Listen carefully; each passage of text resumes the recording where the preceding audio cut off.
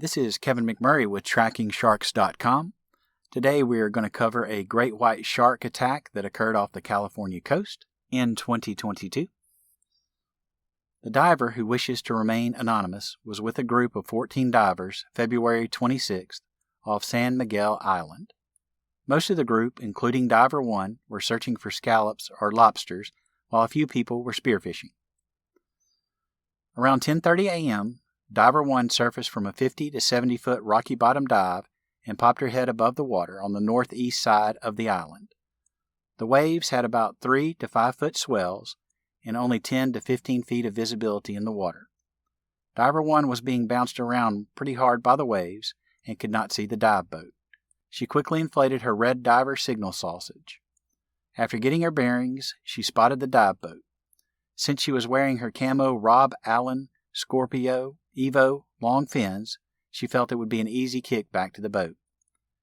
After deflating her tube and taking a compass bearing, she started kicking back to the boat.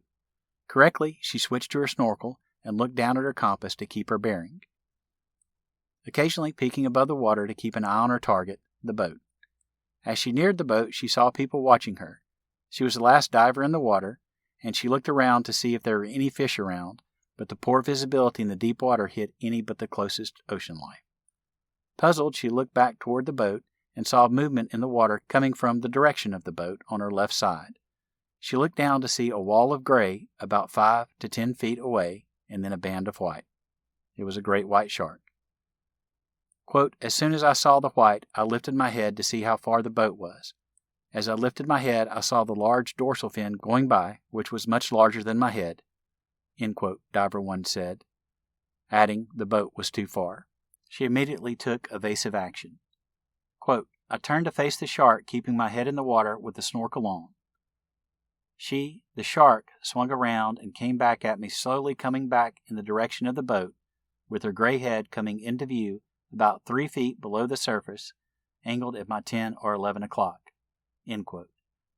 The estimated 14 to 15 foot shark slowly inched toward Diver 1, who tried to wave her safety tube at the shark while reaching for her abalone iron. Quote, "I stared directly at her eye, not looking elsewhere, trying to see what she would do." End quote. The shark was so close, Diver 1 debated on whether to lunge forward and stab her in the eye with her abalone iron, but felt too small. Instead, she leaned back and tried to shoo the shark away with the tip of her fins, which were now at the shark's snout. Quote, "Then it happened so fast. All I remember is this wide open mouth, bright white rows of triangular teeth, and the mouth so wide that I could no longer see her eye. A circle of teeth that now I believe stayed open until it felt something in its mouth." End quote. The shark had taken most of Diver 1's fin in its mouth. Quote, "The rest was so fast I don't even remember seeing the mouth close, just the sensation of the fins popping off and then seeing the head of the shark with fins in its mouth." End quote. She saw the shark submerge with her fins in its mouth. Looking above the water, Diver 1 yelled "Shark" twice, and within a few seconds was pulled to safety. Thankfully, the friends on the dive boat spotted the shark approaching Diver 1 and immediately launched a motorized inflatable. As the rescuers approached Diver 1, they saw the shark's backside breach out of the water as it bit into her fins and foot. The group headed back to the main dive boat with a relieved Diver 1 and friends. Diver 1 had penetrating injury on her right foot between the second and third digits, along with damage below the toenails. Another member of the group was an EMT and had trained with the Coast Guard. Concerned about tendon and bone damage, a call to the Coast Guard was placed and a rescue chopper was dispatched. Diver 1's friends helped her prepare for the air transport, and she was taken to the hospital. Thankfully, she was downgraded to a level 3 trauma with no damage to the bone and ended up leaving with only 6 stitches and antibiotics, and a ride in a Coast Guard helicopter. Diver 1 credits her long fins with saving her life.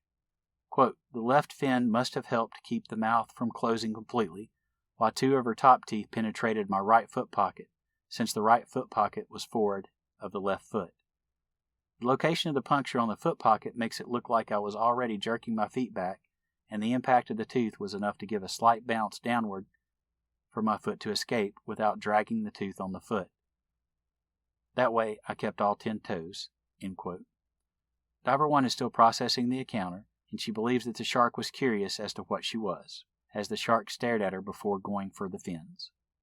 She holds no ill will toward the shark, stating the shark was actually rather pretty with a big gray nose and very fast after she went for the fins. Diver 1 will get back in the water one day, but with a little bit more understanding of what she may encounter in the Pacific Ocean. Quote, I now am much more aware that great whites will go wherever they want to, so it's very important to always have a buddy to pull you out and improve the odds of surviving. End quote. So what can we learn from this incident? 1. It's important to always have a buddy. Diver 1 was not using the buddy system at the time, which is common in the area.